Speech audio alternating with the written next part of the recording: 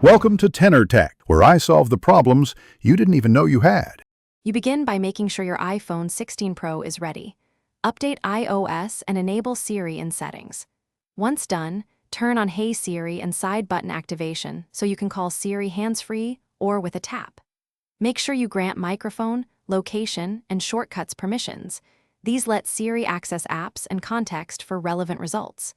You'll also enable live speech and personal requests if you use them, because Siri uses those inputs to deliver faster, more accurate responses. Now configure Apple Intelligence features. Open Settings Siri and search, and enable the intelligence options you want.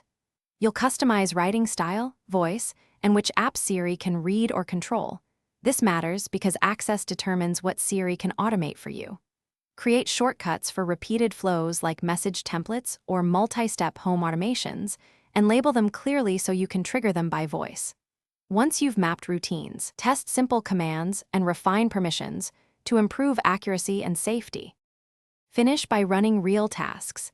Ask Siri to send a message, summarize a web page, or run a shortcut. Observe how Apple Intelligence uses context and refined phrasing to get clearer results. You'll learn which prompts yield concise replies versus step-by-step guidance.